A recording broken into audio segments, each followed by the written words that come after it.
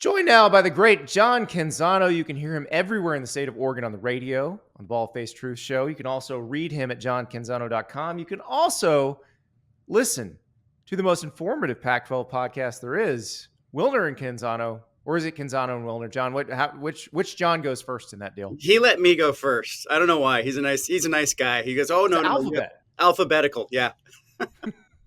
So, yeah, for those who don't know, John is one of those tapped in people in the Pac-12, based in Portland.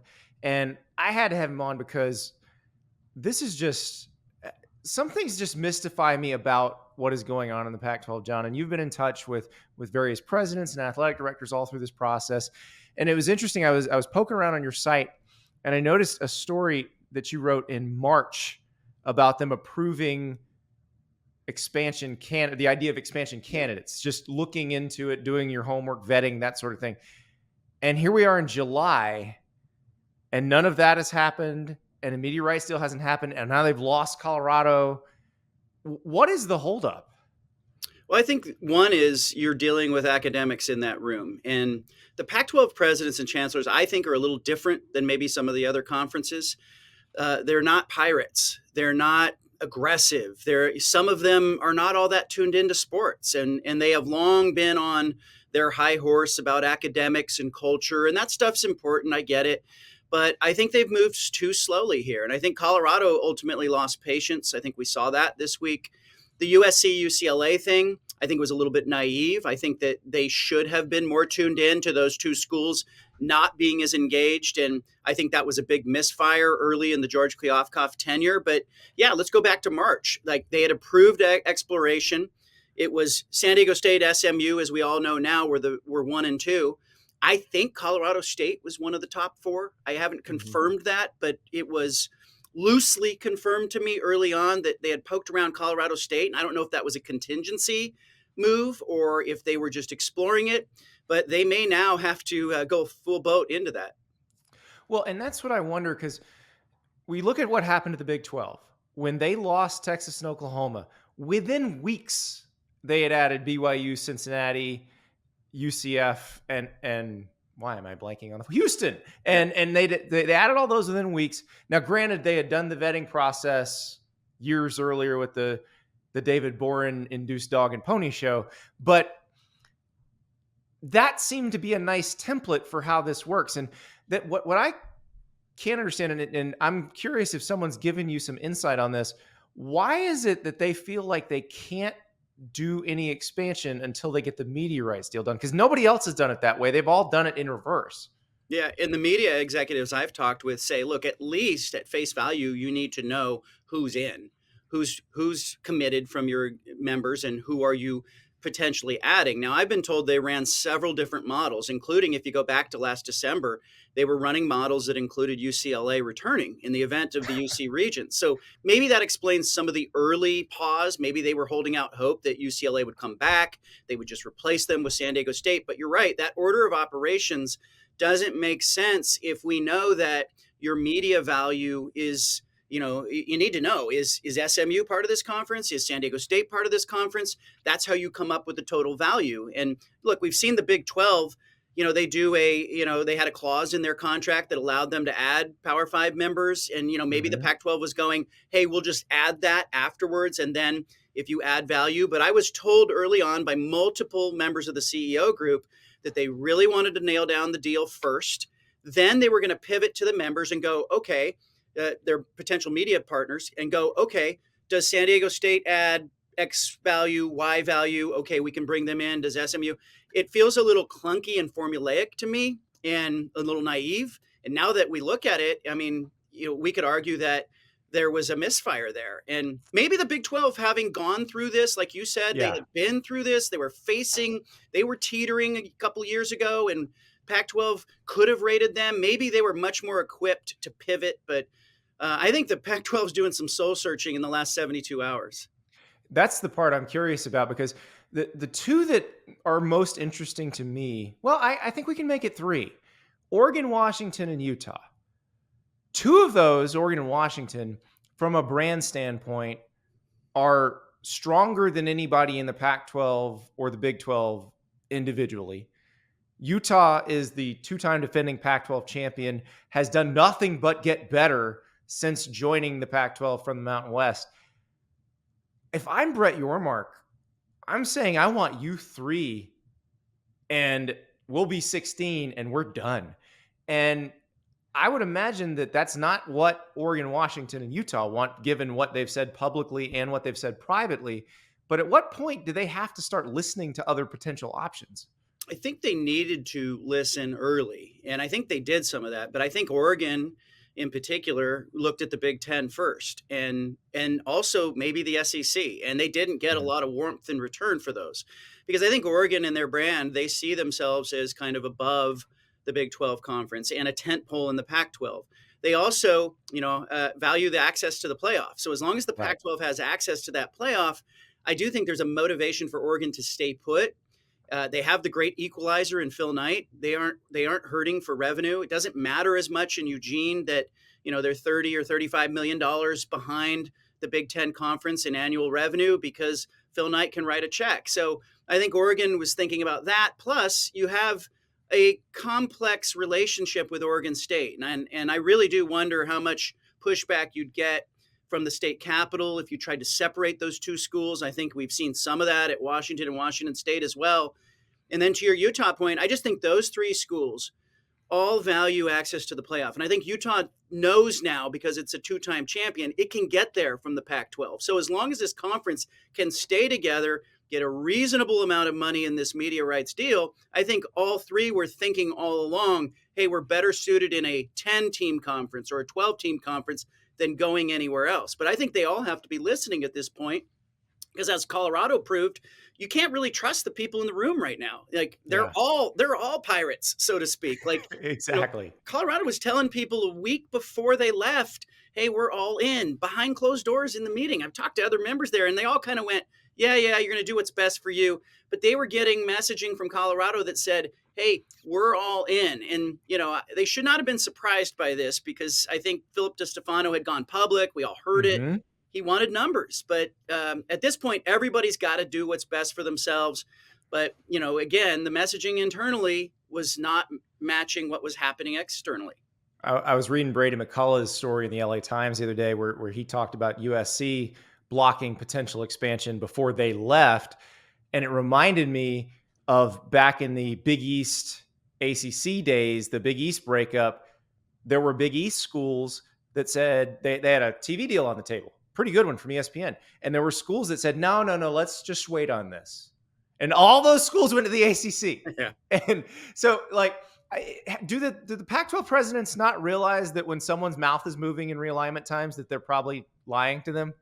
I think there's some of that naive sentiment. I do think it occurs in that room, and some of it is due to the fact that I think prior to maybe 10 years ago, when the media rights money started to explode, that world was very much about, hey, we just want athletics to be self-sustaining. And it was viewed as kind of the toy department. Like, anybody who's worked at a newspaper knows that the sports section was always viewed as the leisure section, and that's the toy Yeah. department over there. They're just covering games and having fun. That when now suddenly you have billion-dollar TV deals involved, you have cutthroat, business people who are leading these conferences. There's no longer the Greg Sankeys of the world who came up running the intramural department at Ithaca College. Those guys And don't exist the anymore. Southland Conference, Yeah, exactly. It's a it's long way from that. 100%. So I think there is a little bit, like, if they're not tuned into it now after Colorado, they'll never get tuned into it. But yeah, I'm told they've met several times in the last few days. They've closed ranks a little bit. I think the early part of this next week is going to be really interesting, because I think they need to show some action internally. So I'm curious about the numbers. So Klyavkov has been communicating with the presidents themselves. I know the ADs have kind of been shut out a lot of this. Has he been giving them ballpark figures, ballpark idea of what networks are involved all along?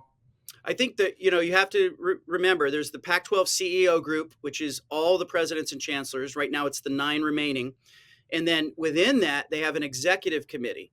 Now, I'm told that the executive committee did get a deeper look at numbers and felt good about it. Now, I don't know if they shared that throughout, but the sentiment I was getting in the room, and I'm not just talking to one president, I'm talking to multiple presidents. The sentiment all along was they liked where it was going. I believed it was headed to Apple and ESPN, some sort of blend in that way.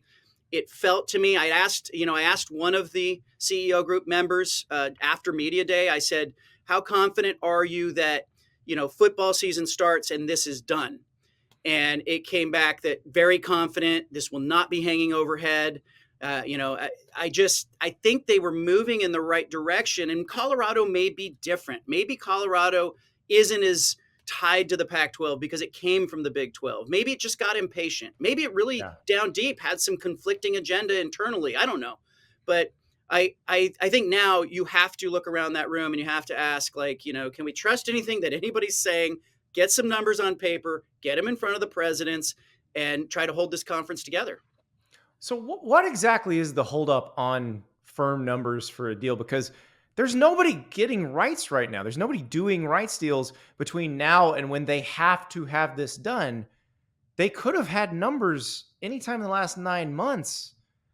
What's going to change between now and 2 weeks from now? Yeah, that's a big question. And I think what the Pac 12 needs to do, and it's going to take some strong leadership, is pivot to those partners and say it needs to happen now or it's not going to happen.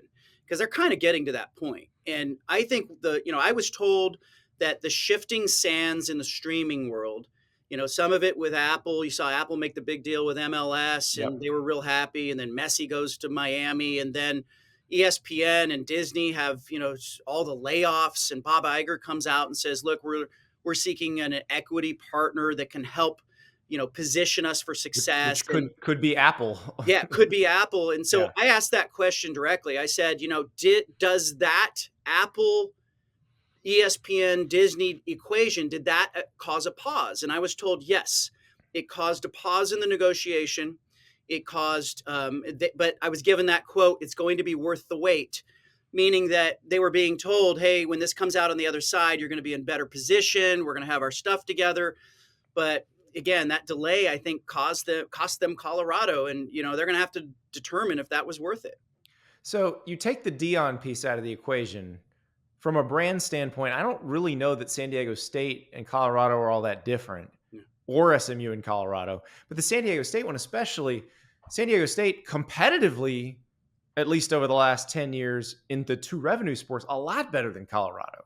So that's the other one. Why not just get that done? I mean, it's a state university in California. You'd think at least Cal would be on board and just say, hey, guys, pretty good school, good sports, let's go.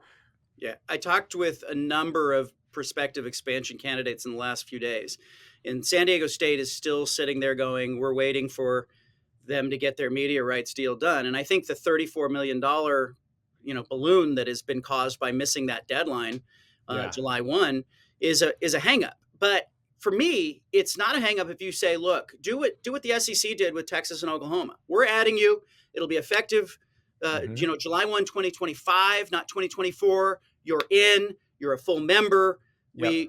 Here's what you're getting. And then And in the negotiate. interim, you pivot to SMU and you go, hey, you're going to be member number 10 right now. Grab that Dallas-Fort Worth market, 2.9 million households, and make that happen. Yeah, you're right. I mean, I think we're all sitting here going, okay, what is the holdup with expanding? But I think they're in that position as well. And I think there are a lot of interested parties, particularly the Arizona schools, that are now looking, going, okay, what's happening this week? What's going to happen Mhm. early this week? So what do you think is going to happen, and what time frame are we looking at right now? I just think that the time for sitting back, being prudent, trying to be patient and wait is over. And this is where it takes real leadership. I think George Kliavkoff's got to go to the media partners, got to go to the consultants and say, this happens now or never. We need paper to pen. You need numbers down.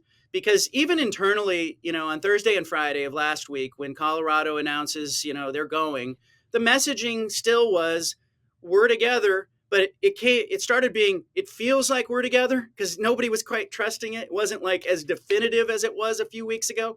And you have to start wondering, for the schools that have somewhere to go, if there is an Arizona that has somewhere to go, would they really be willing to leave Arizona State? That is a big question. Yep. Would they leave them behind? Would the Big 12 go beyond where they say they want to go and add multiple teams. I don't know.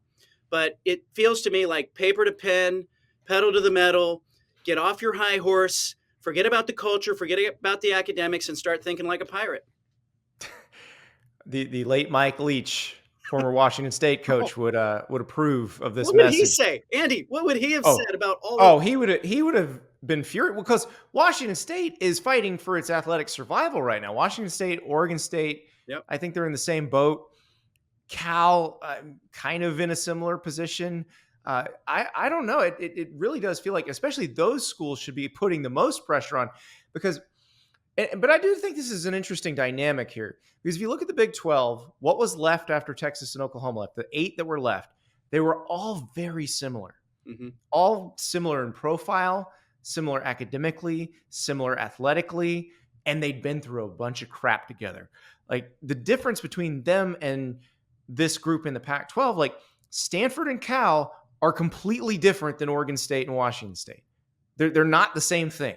And I do think that makes making decisions or being aligned a little more difficult. Oh, 100%. And I think, Oregon State and Washington State have to be a little nervous right now and have to be looking Yeah. out for themselves. But I think simultaneously, the conversations I have with people at Stanford, relate around the fact that, they're not totally comfortable where college athletics is going. They value the Olympic sports more than others do. People in the SEC would roll their eyes at them when they hear them talking about, Can I raise my hand and Yeah. solve their problem immediately? Yeah, do it. Take a chunk off your endowment and endow the sports. Done. There you go. Your Olympic sports problem is solved. You're How welcome. about this? How about this one, Andy? How about I keep thinking about Phil Knight. He is a legacy guy. It matters to him. Does the Mhm. Pac-12 matter to Phil Knight? I'm trying to get that answer. And it could just be as simple as Phil Knight coming in and going, okay, how do we solve this problem? Because they need that kind of thinking. They need a guy who has built a company in the room. They need a guy who's a visionary in the room. And I think, if I'm George Kliavkoff, that's a phone call I'm making. I'm having a conversation with Phil Knight going, what do you think here? Because he may have a solution that nobody's thinking about, or he may be able to write a check that nobody expects. Yeah, that's the thing. I mean, the assumption out here, everywhere else, is that Oregon and Washington are just waiting on the Big Ten. But look, you can do whatever you want and wait on the Big Ten. You can stay in the Pac-12. You can go to the Big 12. We're talking about 6-year media rights deals. Yeah. You just leave when the Big Ten does their new deal if they want to expand at that point. But they don't want to expand right now. Yeah, there's no appetite for it. And look, Phil Knight's 86 years old. That Oregon's trying to get to the playoff and give him a return on his investment. He's put $1 billion into that university, and he's been patient to a point. They give Dan Lanning the big extension, and I think Oregon is geared maniacally right now on getting to the playoff. It expands. They have access. But in order for that to happen, this conference has to stay together. And so that's where I wonder if Phil Knight comes in and goes, okay, we'll keep it together in the next 5-6 years. Here's how we're going to do it. Well, that would be very interesting. John, I know you did not intend to be working that much this past week. You weren't expecting a team to leave the Pac-12. You were working on a camp that your foundation puts on. And so tell us a little bit about that camp and then how Ralphie leaving affected that. Crazy. I mean, but this is the life of a sports writer, and this. Like, you're never really on vacation. You're never really away, and you can almost assume that if you do go on vacation, hell's going to break loose. Like, yes, exactly. That's just how it works. Part of the job. But we have a nonprofit. The Bald Faced Truth Foundation was founded in 2009. It helps kids in art, music, education, and athletics. I figured as long as I was doing a radio show and writing a column, I might as well do something that really matters. I got frustrated a little bit by the fact that a lot of what we do, Andy, disappears at the end of the day. It goes into the ether. We don't have a fence that we built to show for it. And so I know how important co-curricular activities were for me and my wife, as we grew up. And so we've just bought in big time to raising money and funding a lot of programs in the Pacific Northwest. And one of the coolest things we do, probably the coolest thing I do all year, is we do Camp Exceptional. And my brother's an adaptive PE specialist in California. He and his team have been doing stuff like this in their school districts. And I got to talking with him and I said, why don't we bring you up for the summer? This was 10 years ago. We'll put on a camp for typical kids and special needs kids. It's inclusive. They're working together. They're playing sports together. We'll get athletes to volunteer as team leaders. and get him to work with the kids, and we'll put on a sports camp. And we're in the 10th year now. We've had more than 1,000 kids come through it. It's really cool to see some of the kids who were like campers 10 years ago now working as counselors. Portland State's football team comes out, volunteers, serves as team leaders. You got these big old football players crying at the end of the week because they're Oh, working with kids who have challenges and they don't want it to end. And the basketball program at University of Portland and Portland State both volunteer. Some community college athletes volunteer, and it really is the highlight of our summer. And my entire family, we had 20 people staying at our house, Andy, and you know how that goes. yeah. And we just put this camp on every day. But yeah, I'm at the camp and my phone's blowing up on Thursday morning with Pac-12 sources who were going, you know what? I'm not sure about Colorado. There was a big shift that morning as the regents were going to meet. And I took Mhm. not sure as meaning they're gone. Like, you Yeah. don't Oh, say yeah. we're not sure if you're inside the Pac-12 inner sanctum. And so, I've got my laptop with me because that's what we do. You know that. But I stepped away from the camp, wrote some stuff and updated it. But after reporting that, I walk back out onto the field and I see, there are kids who are dealing with real challenges. They're sight impaired. They're using assistive devices. The kids that have Asperger's or Down syndrome or are on the spectrum, and they're competing and working together in this sports camp alongside kids who are typical kids who are probably getting more out of it than anybody. It's real perspective. It all kind of floated away from me, and I went, this is the stuff that matters. This sports world stuff will figure itself out. Yeah. The conference stuff will eventually get done. That is what matters. And John, thank you for doing that, and thank you for joining us. Thanks, Andy.